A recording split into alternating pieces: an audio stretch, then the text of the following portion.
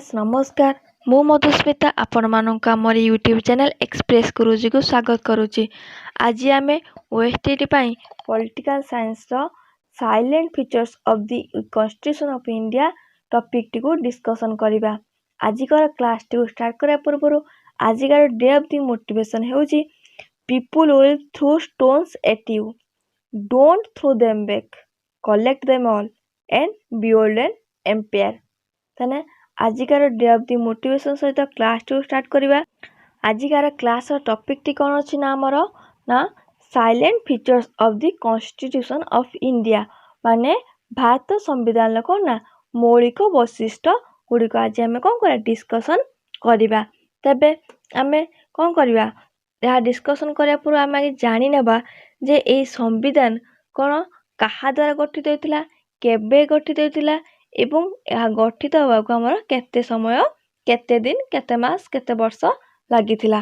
तेबे प्रथम जानिबा जे संविधान टी आमर कहबे ना 1946 मसीहार कैबिनेट मिशन कौन प्रस्ताव अनुसार गोटे संविधान प्रणयन सभा कौन है गठित है एवं यह कौन ना 1946 मसीहा डिसेम्बर 9 तारिख रु पूरा केते ना 9 तारिख रु 26 नवंबर 1949 मसीहा पर्यंत बसी थिला एवं तापर नुआ संविधान आमर कौन होतला प्रस्तुत होइतिला एवं केबे आमर कार्यकारी हेतिला ना 1950 जनवरी 26 रे कौन कला ना आमर यह कार्यकारी हेतिला। तले तापर जानिबा आमे यार कौन ना मौलिक वैशिष्ट्य गुड़िक कौन अच्छी। प्रथम वैशिष्ट्य आमर कौन अच्छी ना ए रिटेन एंड लेंथी कॉन्स्टिट्यूशन कौन ना भारत संविधान गोटे लिखित एवं आमर लेंथी मैं लंबा संविधान कहीं कह ना originally it had 22 parts, 395 articles and 8 schedules ना कौन प्रकृत रे कौन करना आमर संविधान केतोटी पार्ट अच्छी ना आमर 22 पार्ट थिला माने भाग अच्छी अध्याय एवं 395 आर्टिकल्स आमर 345 धारा थिला एवं 8 शेड्यूल्स माने 8टी अनुसूची थिला प्रथमे ओरिजिनल प्रकृत रे। किंतु now it is 25 parts for 48 articles and 12 schedules. किंतु वर्तमान आमर 25 टी कौन अच्छी अध्याय अच्छी, 448 टी धारा अच्छी एवं 12टी आमर कौन अच्छी शेड्यूल माने अनुसूची अच्छी। The Constitution of India is the lengthiest constitution in the world. No other constitution contains as many articles. कौन भारतर संविधान टी आमर पृथ्वी सबुठ है लेंथी कॉन्स्टिट्यूशन कारण अन्य कौन सी भी देश एते कौन करे ना एते आर्टिकल आमर कौन करे धारण करे ना कंटेंट में धारण करे नहीं। The constitution of USA has 7 articles, US रे 7टी आर्टिकल और चाइना रे 138, चाइना ताऊ जापान ले 103 एवं कनाडा रे कौन 107 आर्टिकल्स अच्छी। किंतु कौन सी भी देश रे भारत भलिया एतेटा कौन अच्छी आर्टिकल नहीं। तेणु भारत संविधान कौन लेंथीएस्ट संविधान अटे ना सब लंबा संविधान अटे। तापर फीचर टी कौन अच्छी ना फंडामेंटल राइट्स। फंडामेंटल राइट्स कौन आमर मौलिक अधिकार। मौलिक अधिकार कौन आमर fundamental rights are in part 3 of constitution. आमर मौलिक अधिकार गुड़िक संविधान तृतीय कौन करा धारा रे कौन है वर्णित तृतीय कौन पार्ट माने अध्याय भाग रे वर्णित होइछि।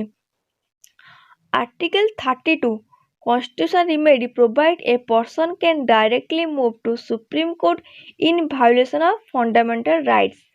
कौन ना आर्टिकल 32 अनुसार माने धारा 32 अनुसार जदि जनकर मौलिक व्यक्तिर मौलिक द्वारा क्षीण हुए तेबे से कौन करिवो ना हाई जो आमर सुप्रीम कोर्ट रो कौन करिवो द्वारस्थ हेई पारिवो।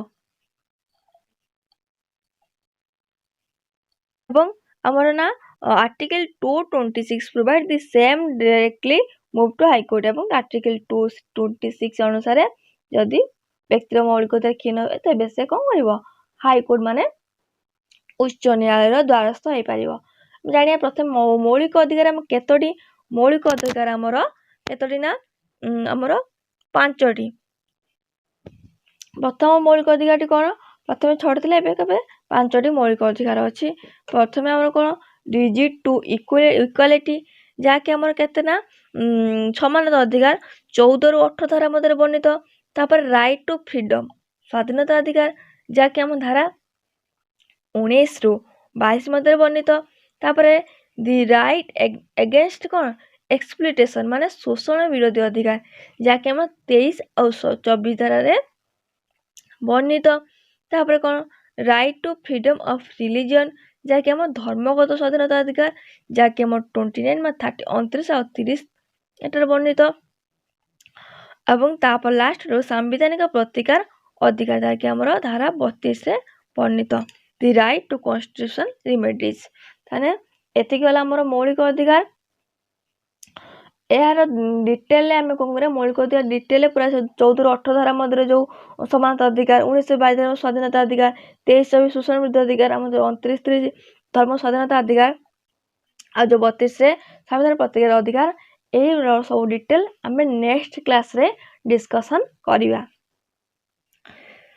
ତାପରେ ପରବର୍ତ୍ତୀ କ'ଣ ଫିଚରଟି କ'ଣ ନା ସିଙ୍ଗଲ ସିଟିଜେନସିପ୍। ସିଙ୍ଗଲ ସିଟିଜେନସିପ୍ ମାନେ କ'ଣ ନା ଏକକ ନାଗରିକତା। କ'ଣ ଏକକ ନାଗରିକତା ନା provision of single citizenship in US there is a provision of dual citizenship both for country and states. କ'ଣ ଭାରତରେ କ'ଣ ନା ଏକକ ନାଗରିକ ବ୍ୟବସ୍ଥା ଅଛି, କିନ୍ତୁ ୟୁଏସ୍ ଯୁକ୍ତରାଷ୍ଟ୍ର ଆମେରିକାରେ କ'ଣ ନା ଦ୍ୱୈତ ନାଗରିକ ବ୍ୟବସ୍ଥା ଅଛି। କାରଣ ସେମାନେ କ'ଣ ରାଷ୍ଟ୍ରର କ'ଣ ନାଗରିକତା ଗ୍ରହଣ କରିବେ, ତା ସହିତ ତାଙ୍କ ରାଜ୍ୟରେ ମଧ୍ୟ ନାଗରିକତା ଗ୍ରହଣ କରିବେ।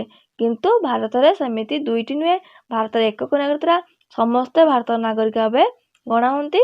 ତେଣୁ ଭାରତର କ'ଣ ନା ଏକକ ନାଗରିକତା ବ୍ୟବସ୍ଥା ଅଛି। ତାପରେ ପରବର୍ତ୍ତୀ ଫିଚରଟି କ'ଣ ନା ଇଣ୍ଡିପେଣ୍ଡେଣ୍ଟ ଜୁଡ଼ିସିଆରୀ, ମାନେ କ'ଣ ସ୍ୱାଧୀନ ଆମର କ'ଣ ବିଚାର ବ୍ୟବସ୍ଥା। Provision of independent and impartial judiciary. Judiciary is guardian of fundamental rights.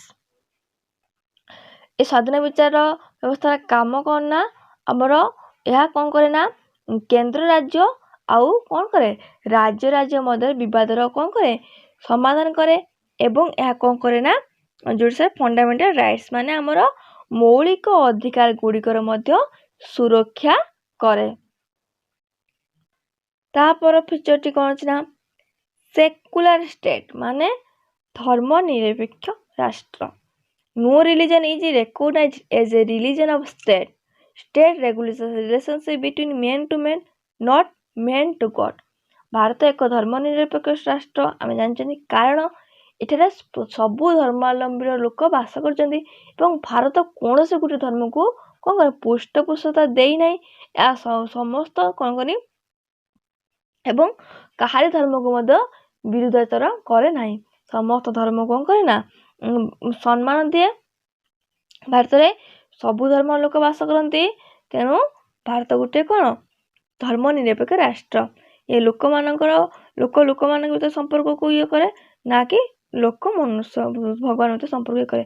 କୌଣସି ଧର୍ମ ଅନୁସାରେ ସେ କ'ଣ କରେ ନା ଧର୍ମକୁ ଗ୍ରହଣ করে ନାହିଁ। ଏ ସମସ୍ତ ଧର୍ମକୁ କ'ଣ ଦେଇଛି ସ୍ୱୀକୃତି ଦେଇଛି। ତେଣୁ ଭାରତ ଗୋଟେ ଧର୍ମ ନିରପେକ୍ଷ ରାଷ୍ଟ୍ର ଅଟେ।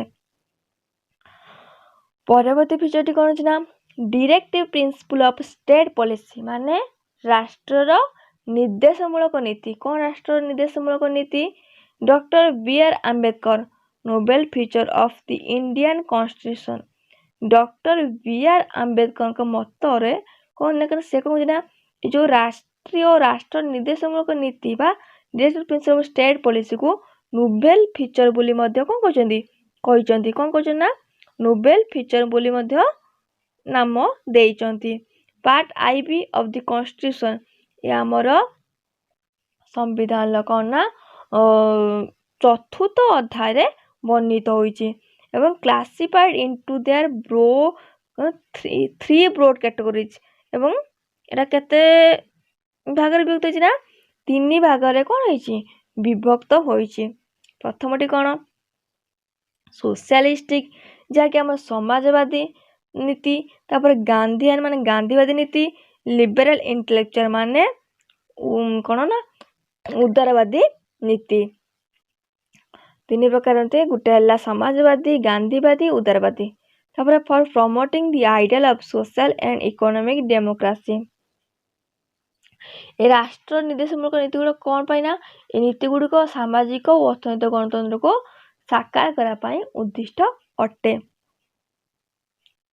परवर्ती फीचर कौन अच्छी ना फंडामेंटल ड्यूटीज माने कौन मौलिक कर्तव्य मौलिक कर्तव्य कौन ना the original constitution did not provide for the fundamental duties of the citizens आमर प्रकृत संविधान सिटीजन मानक कौन भी फंडामेंटल ड्यूटीज को प्रोवाइड करिनी these are added during the operation of internal emergency 1975-77 by the 42nd Constitutional Amendment Act of 1976 on the recommendation of the Swarna Singh Committee कौन original constitution किसी भी सिटीजन मान को फंडामेंटल ड्यूटीज प्रोवाइड करिनी या कौन ना 1976 मसीहार 42तम संविधान संशोधन आईन अनुसार भारतीय संविधान नागरिक मान प्रथम केतरी ना 10टी मौलिक कर्तव्य कौन गला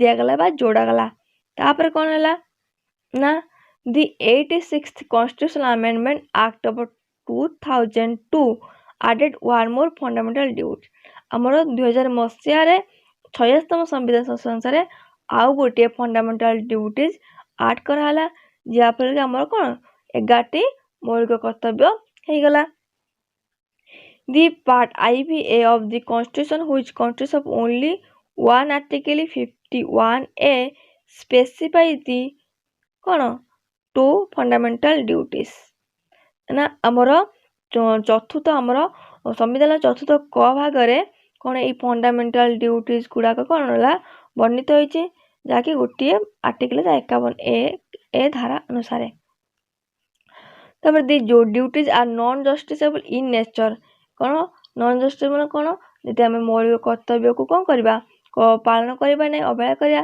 तेबे आमको आईन अनुसार कौन भी दंड विधान कर विचार योग्य नुहे कौन स्थान में विचार कर कौन अच्छी ना